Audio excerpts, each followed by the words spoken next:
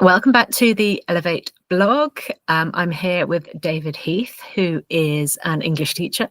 Is that right, David? That's right indeed. And where are you in the world at the moment? I'm based in the UK, in the south of England.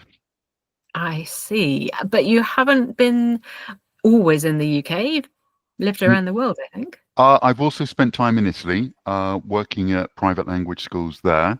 At the moment, though, I'm based in the UK, working online, still teaching Italian students to learn English. Also, over the summer, I work for a university teaching students, tutoring them in EAP, English for academic purposes. Mm. Yes, so I was going to ask what kind of English? There's many different kinds of English. What's your who are you teaching? What kind of people are your students? Okay, so in Italy, my students are generally um, teenagers, adults, and they usually have some particular reason for learning English. So they come into lessons with a particular purpose in mind. It's often focused on an exam. In Italy, there is a big emphasis on achieving a certain level in English as a second language, which is required at university. It's often required vocationally in various jobs and careers. So students from a fairly young age realize that they're going to have to go down this English language learning route. So Mhm. there's often an exam focus for them as well. Mm. In the UK, when I'm teaching, it's really to prepare students for the demands of academic English. Academic English is something that everyone has to learn, whether they are from an English-speaking country or not.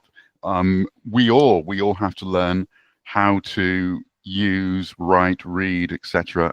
Academic English. So my summer work is helping students just improve in that area. Mm. Yes, I can confirm, even though, spending all my childhood in the UK and then going to university, it's totally different to Yeah, kind of writing and that you need to be doing. So absolutely. yeah, definitely good thing to learn. Um, so with your online Mm. teaching now, Yeah. you are focusing on more exam preparation again. Yeah, that's something I've taught a lot of general English and English for specific purposes. I suppose the exam focus is something that I feel is perhaps one of my strengths. I find it very rewarding being able to take students closer to exam success. So, yes, for my online teaching at the moment, that's my chosen specialist area. Mhm. Okay, good. Okay, tell me, because it's not one of my skills, teaching exams. Are students looking when they come to you, are they looking what are they looking for? Are they looking for the exam grammar and vocabulary, or is it exam techniques? Well, it's often the what they come to the lessons with will be perhaps something less defined. It might be something such as, oh, I need to do the IELTS exam, or I need to do one of the Trinity exams, or maybe the Cambridge first exam, B2 level. Can you help me? Well, yes, I can. But of course, that doesn't give me enough information to start with. So then through a system of questioning, diagnosis, finding out where perhaps the student's strong areas are, where there are areas for improvement. And because I know what's required in the exam syllabus, I sort of can see what path needs to be taken. This is where we are. This is where the student probably needs to be. So then let's get from A to B. And that will be based on what I perceive to be the student's needs, but also their desires as well. They may express an interest in, for example, expanding their vocabulary for the purposes of an exam. But I will also try and bring in to my teaching what I know about the way that we learn and acquire a second language, because I think that's very important to sort of stay up to speed with what the latest research is telling us about how we best learn a language, so that I can, as much as I can, incorporate those ideas into my own teaching when I'm helping students in lessons. Yeah, that's good. And I think some people, because exams are something that we have to do sometimes and we don't really want to. How do you find that with your students too? They sort of have to do it. They're not that keen on it. Yes, I have to be honest. It is rare, extremely rare, for a student to come along and say, "I love doing exams."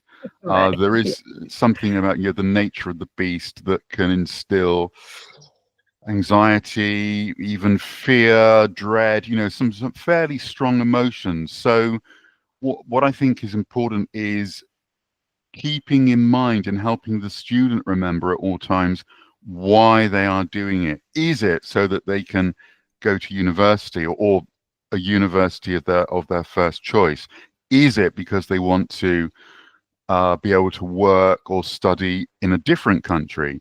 So reminding the student of this, larger reason, I think, can help them just get through those difficult times when perhaps the anxiety and those feelings of dread might start to creep in. So reminding the students of the bigger picture, that you're going to cross this hurdle, and then it will take you on to something that you want for your life. Yeah, exactly. It's so important, isn't it, to remember it's not just about this exam. Okay, so do you have any memorable stories from students that you've had, or interesting things that have happened? I think I can think of students that I've taught both in Italy and while doing my university work, where I would say, especially perhaps with writing, so academic writing, or the writing that you have to be able to produce in an English language exam, students often feel that this whole area is mysterious. I suppose because they're used to writing in their first language, and we know that that can be very different. If they're coming from an Italian background, they might be used to writing in a more free-form manner. If they are coming from, for example, an Asian background, they might be used to letting the reader do a lot of the cognitive processing. Well, we know in English, when we're writing in English, there needs to be clear structure, and what you say needs to be as explicitly clear as much as possible. So trying to take the mystery out of that. And I can think of students who have been very grateful for just being told and shown how to do that, because they say to me, I don't know how to write academic English. I don't know how to write for an English language exam. And there are little strategies, little techniques that they can use in that situation in order to produce some good quality academic writing for an exam. And it's being able, that's what I think what gives me most satisfaction as a teacher, being able to give something that's really useful for a student. They've got doubts, they lack confidence in an area, but you're able to give them a little technique, a little strategy, which, when used, can really improve and elevate the quality of their academic writing.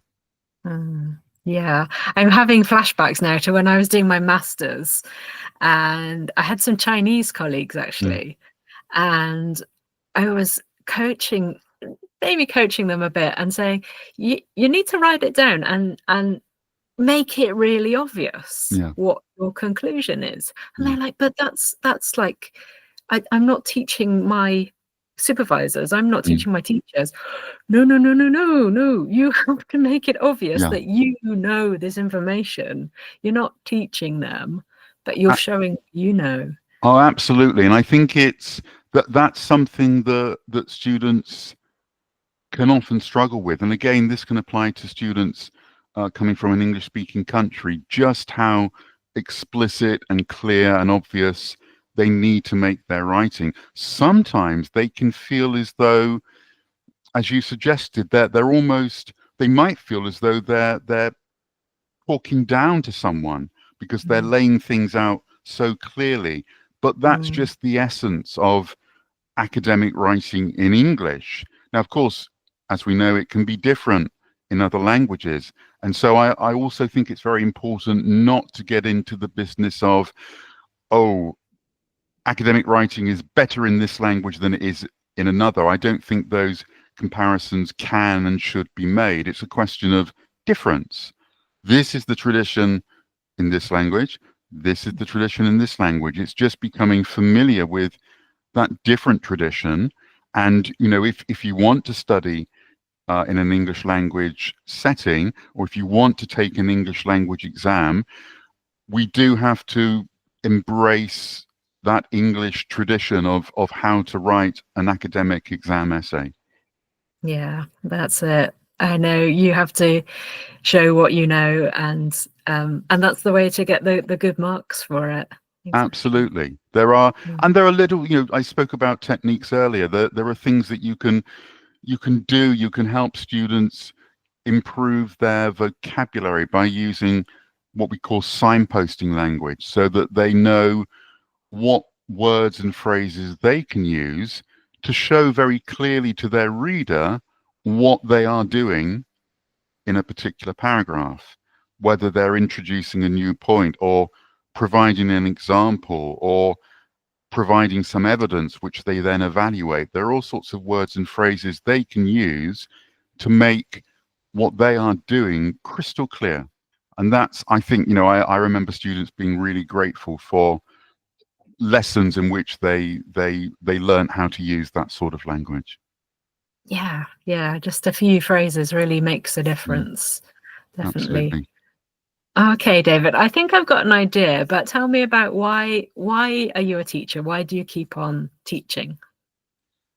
I suppose because I really enjoy it. I suppose I feel as though it is my calling.